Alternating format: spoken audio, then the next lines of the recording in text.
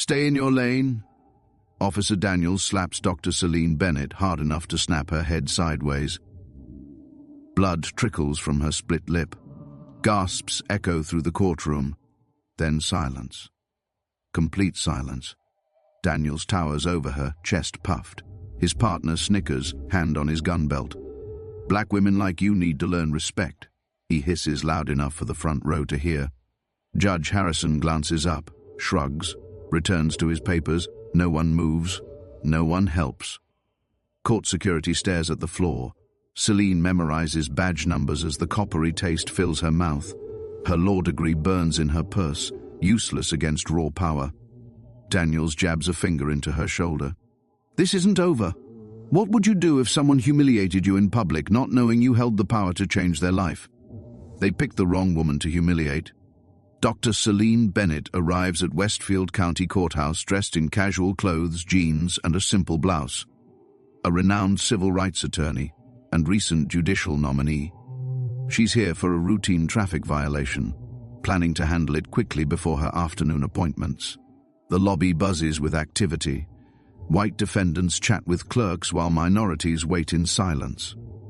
Celine approaches the desk where court clerk Thomas types at a computer.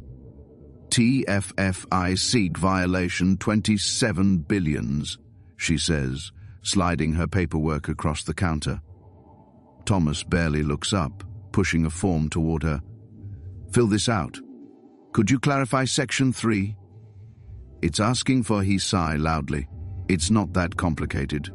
Just read the instructions. A white man approaches the adjacent window. The same clerk smiles, standing to point out each section. Just put your insurance information here and your contact details here. Take your time, sir. Celine notices Officer Daniels watching from across the room. He nudges his partner, Officer Reynolds, who turns to stare. They whisper, then laugh. She's familiar with that look. The dismissive amusement reserved for those they consider beneath them. Judge Harrison enters the courtroom and proceedings begin. Celine observes from the gallery, noting patterns. College students receive warnings for speeding. A Latino man gets maximum fine for the same offense. A white businessman has his case dismissed entirely after a quiet conversation with the judge. When her case is called, Celine approaches confidently, evidence folder in hand. Your Honor, this ticket claims I was driving 15 miles per hour over the limit on Parkway Avenue Tuesday at 2 p.m. I have phone records showing I was on a conference call during that exact time. Officer Daniels steps forward before she can continue. I clearly remember pulling her over. She was argumentative and disrespectful then, just like she's being now. Judge Harrison scans her evidence with disinterest. The officer's testimony is clear, but my records show that's enough. Harrison cuts her off. Pay the fine or contest it with proper legal representation. Celine grips her folder tightly as she returns to her seat, watching Daniels smirk at his partner. The courtroom has no idea their treatment of this ordinary citizen will soon destroy their careers. During recess, Celine follows Officer Daniels into the hallway. She activates the recorder app on her phone discreetly, slipping it into her jacket pocket. Officer Daniels, she calls, her voice professional, controlled. I'd like to discuss your testimony about my traffic violation. Daniels turns, using his height to intimidate. Look, lady, I write dozens of tickets daily. You're not special. The ticket states you stopped me Tuesday at 2 p.m. on Parkway Avenue.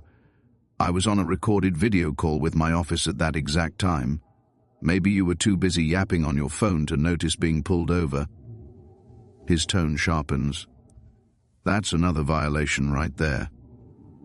Officer Reynolds appears, standing close enough that Celine can smell his aftershave. Problem here, Daniels? Just another one who thinks the rules don't apply to her. Celine maintains her composure. I'm simply pointing out a factual error. The license plate must have been misread. You calling my partner a liar? Reynolds steps closer. Bold move. She doesn't back away. I'm stating facts. The report contains inaccurate information. Facts. Daniels laughs. Your word against a decorated officer's. Guess whose version the judge believes? Court Security Officer Briggs passes by, noticing the confrontation. "Officer Briggs," Celine calls. "Could you witness this conversation? I'm trying to resolve a discrepancy in my case." Briggs hesitates, glancing between them. His eyes meet Daniel's, then he shakes his head. "Not my business. Handle it in court." He walks away quickly. "See?" Daniel smirks. "Nobody cares about your complaints. Pay your fine and learn to drive slower next time." As they turn to leave, Reynolds leans toward Daniels. "These people always think they're special." The words carry just loudly enough for Celine to hear. She stands alone in the corridor, one hand clenched around her phone, the recording still running. Her law degree and judicial nomination mean nothing in this moment. She's just another black woman being dismissed by men with badges. But unlike the countless others who've stood where she stands now, Celine has the power to ensure consequences. They've just handed her exactly what she needs, documented evidence of their contempt. Celine returns to the courtroom, taking her seat in the gallery.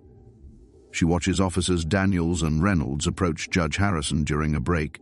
They speak in hushed tones, all three glancing her way several times. When court resumes, Harrison calls her case again. His tone has hardened. "Miss Bennett, it's come to my attention that you accosted Officer Daniels during recess with accusations about his professional conduct." The courtroom falls silent. All eyes turn to her. "Your Honor, I simply attempted to discuss a discrepancy." Silence. Harrison pounds his gavel. "Contempt of court behavior will not be tolerated in my courtroom." Officer Daniels steps forward, standing at attention. "She accused me of falsifying reports, Your Honor, claimed I lied under oath."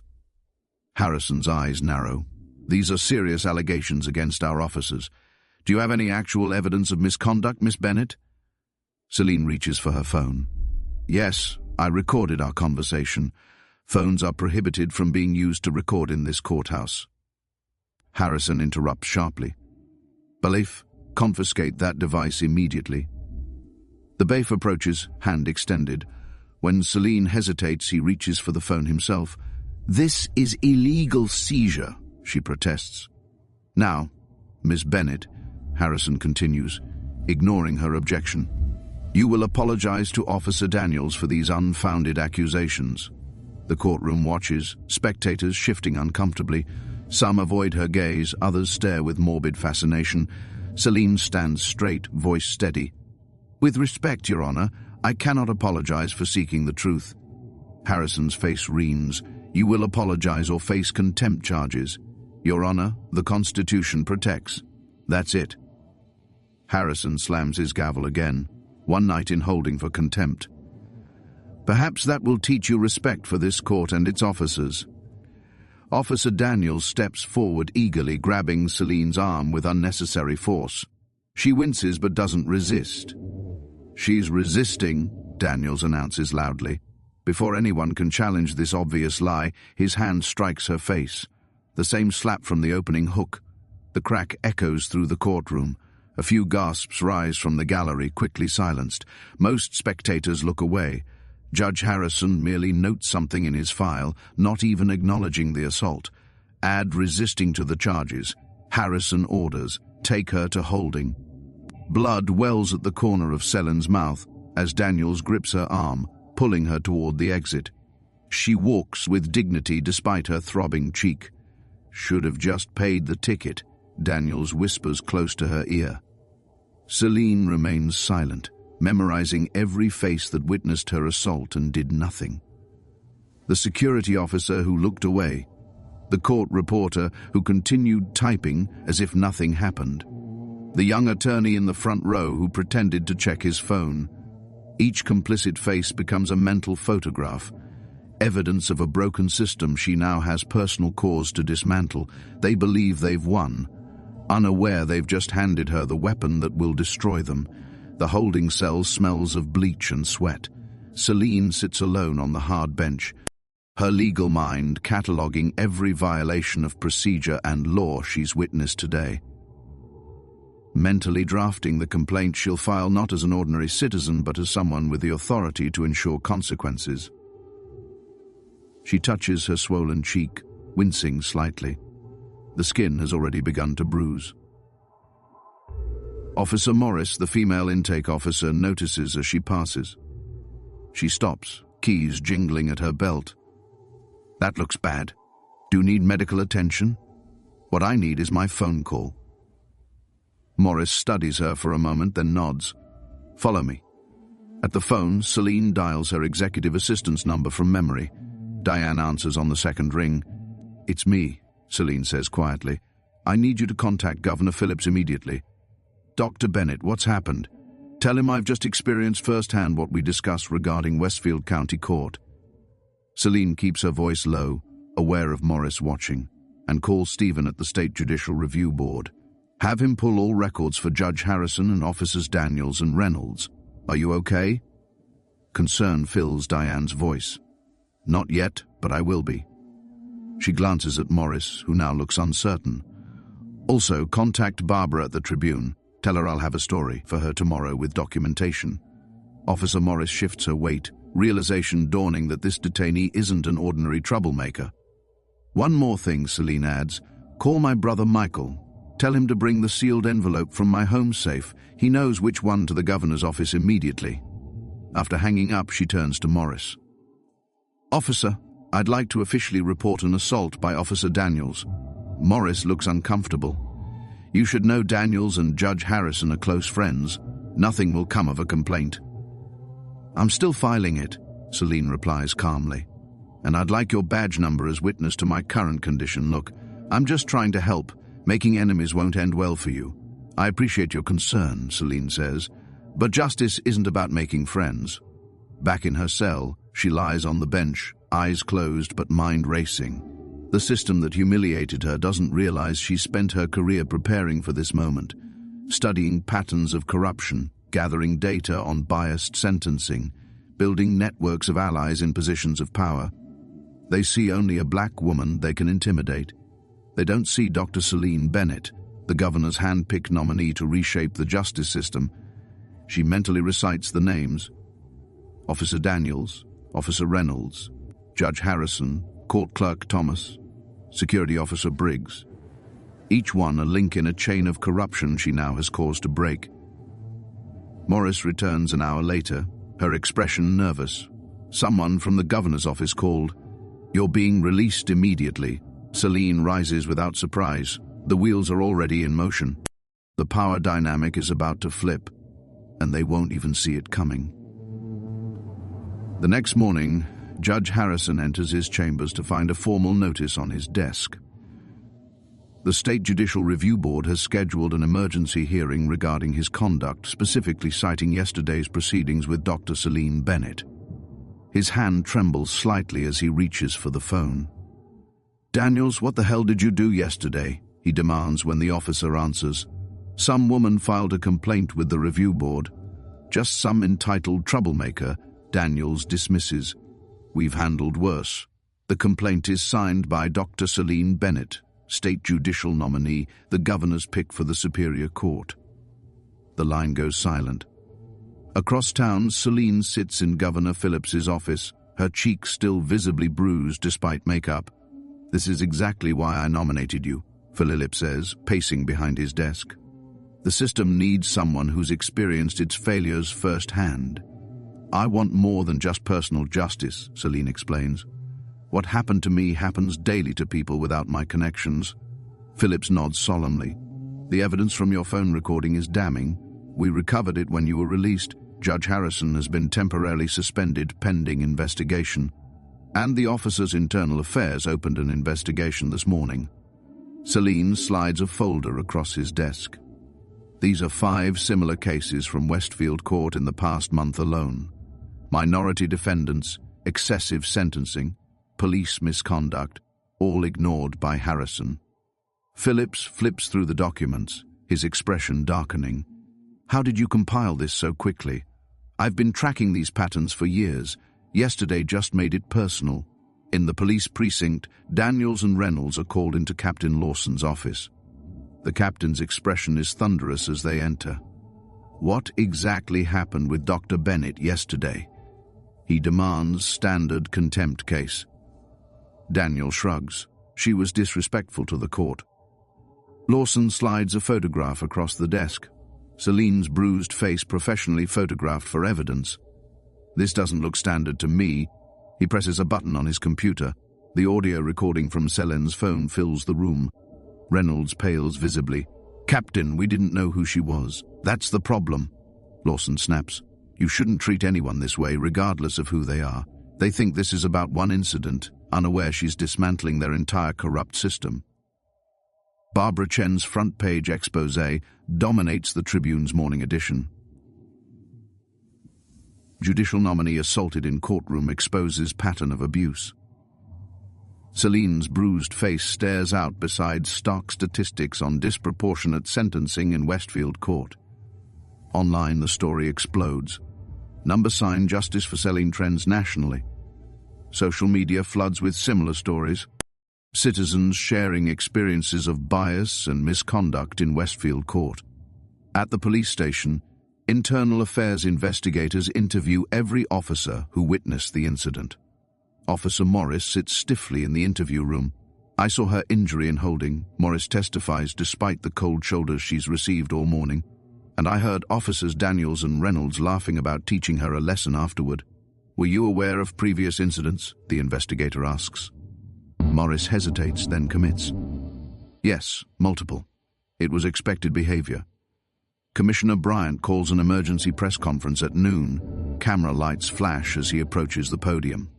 "We take these allegations extremely seriously," he states, sweat beating on his forehead. "The officers involved have been placed on administrative leave pending investigation." Meanwhile, Celine presents her evidence to the State Bar Association Ethics Committee. Documents cover the long tablet court transcripts, sentencing records, statistical analyses showing clear patterns of discrimination.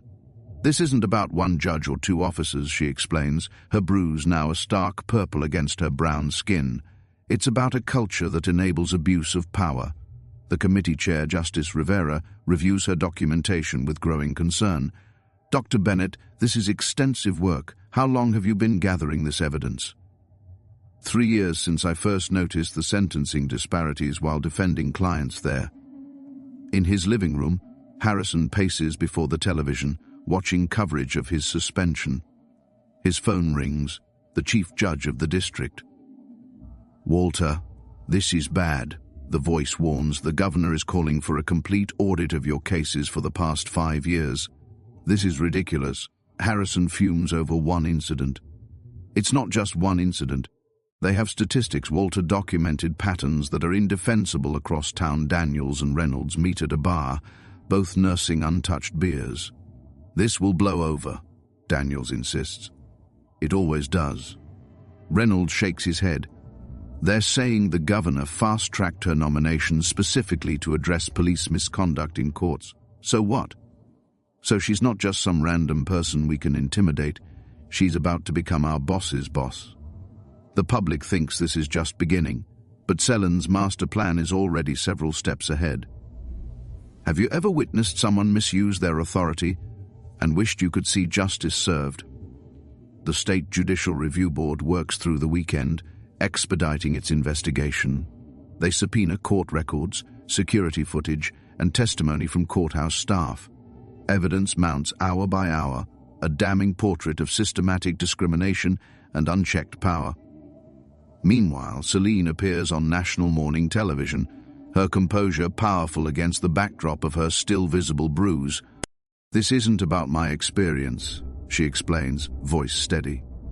"It's about transforming a system that treats people differently based on race, income, and status." The interview goes viral within hours.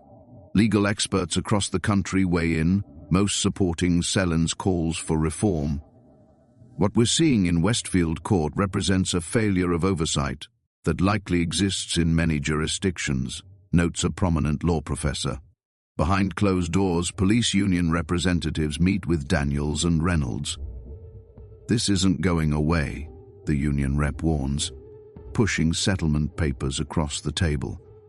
"Dr. Bennett has declined all settlement offers. She wants full accountability. She's making an example of us." Daniels complains, tie loosened, eyes bloodshot. "You made an example of yourself when you slapped a judicial nominee in open court," the rep replies bluntly. Judge Harrison receives more bad news from his attorney. The review board has expanded its investigation to include potential financial improprieties, specifically dismissed tickets and reduced sentences for friends of the court. "That's nothing to do with this Bennett woman." Harrison paces his living room, panic rising. "Once they started looking, they found other issues," his attorney explains grimly. "They're reviewing every decision you've made for the past decade." At the governor's office, Celine stands before a whiteboard covered with flowcharts and timelines. The newly appointed Judicial Reform Task Force listens intently. "We need more than just removing bad actors," she tells the assembled experts. "We need structural change." She outlines her comprehensive plan: mandatory bias training for all court personnel, independent review of sentencing patterns, civilian oversight committees, and transparent disciplinary procedures. "This plan could transform our entire state judicial system," Governor Phillips observes, studying the detailed proposals. "That's the goal," Celine replies. "Justice shouldn't depend on who you are or who you know." The task force members exchange glances, impressed by the scope but aware of the resistance they'll face from entrenched interests. As the public focuses on punishment, Celine's true power play is about to be revealed.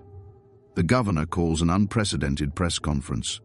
News crews jostle for position as the room fills beyond capacity. Celine stands beside Governor Phillips, now dressed in formal attire, befitting her true position, no longer the casual citizen who entered that courtroom days ago. Phillips approaches the microphone, his expression solemn. "Today, I'm proud to announce not only Dr. Celine Bennett's confirmation to the Superior Court bench, but also her appointment as the first commissioner of our new Judicial Accountability Commission." Camera flashes intensify as reporters lean forward. "What many don't know," Phillips continues, "is that Dr. Bennett's experience in Westfield Court was part of her own undercover investigation into reports of systematic abuse of power. The revelation hits like a thunderclap. News anchors scramble to update their reporting. Smartphones light up with notifications. And social media erupts with reactions. Celine steps to the podium, her bearing regal despite the fading bruise on her cheek. 3 months ago, we received dozens of complaints about treatment of minorities in Westfield Court. Instead of launching a standard investigation that could be undermined or obstructed, I chose to experience the system as an ordinary citizen. She displays evidence on the screen behind her. Statistical analyses of sentencing disparities, hidden camera footage of backroom deals, testimony from former defendants, all compiled before her own experience in that courtroom. "The assault I experienced wasn't planned," she acknowledges, touching her cheek lightly.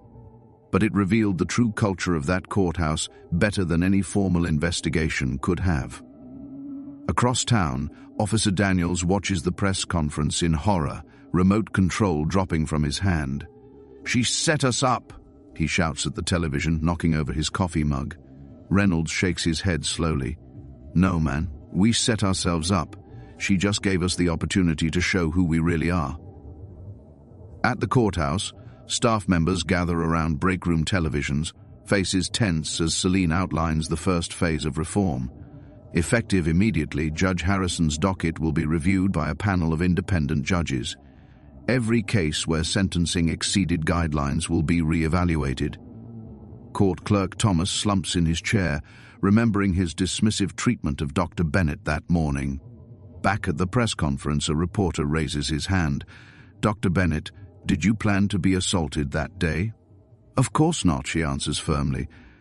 "I plan to observe and document." The physical assault simply revealed how normalized such behavior had become. Another reporter follows up. Some are suggesting this was entrapment. How do you respond? "I entered that courtroom with a genuine minor traffic citation. I didn't invent scenarios or provoke responses. I merely experienced the system as countless citizens do daily. The difference is I had the power to do something about it." The police commissioner steps forward, visibly uncomfortable in the spotlight. "We fully support the investigation into Officers Daniels and Reynolds. We're conducting a department-wide review of courthouse conduct protocols. Governor Phillips concludes with the announcement that sends shockwaves through the legal community. Dr. Bennett will be sworn in as judge next week, and her first assignment will be overseeing the reform of the very court where she was assaulted. Later that evening, in the privacy of the governor's office, Celine reviews security footage from the courthouse captured since the investigation began. On screen, Judge Harrison and several officers panic, shredding documents and deleting files from computers. They don't realize we already have copies of everything, the governor observes, watching the desperate attempt at cover-up. People who abuse power never expect consequences, Celine replies, her expression composed. That's why the system stays broken. She turns away from the screen, looking out at the city lights below. This was never about personal revenge. It's about fixing a system that fails ordinary people every day. The governor studies her profile, impressed by her calm determination after everything she's experienced. Most people in your position would want payback. Justice isn't payback, she answers. It's correction. It's healing. It's making sure what happened to me never happens to anyone else. The footage continues playing, documenting the frantic attempts to hide years of misconduct evidence that will now become part of a much larger case against a corrupt system that believed itself untouchable. The corrupt officials think the worst is over, but Celine's reform is just beginning. The fallout is swift and comprehensive. Within days, the State Attorney General announces a grand jury investigation into Westfield County Court, focusing on judicial misconduct, excessive force, and civil rights violations. News vans become a permanent fixture outside the courthouse. Protesters gather daily, their signs demanding justice and reform. What started as outrage over one incident has catalyzed a movement for systemic change. Judge Harrison faces 12 counts of judicial misconduct, 3 ethics violations, and potential criminal charges for evidence tampering. His attorney negotiates desperately for immunity in exchange for testimony against others in the system. You need to give them something substantial, his lawyer advises during a tense meeting at Harrison's now emptied office. There are bigger fish they want. I'm a respected judge with 30 years on the bench, Harrison protests, his arrogance still intact despite his circumstances. You're a suspended judge facing potential disbarment and prison time, his attorney corrects.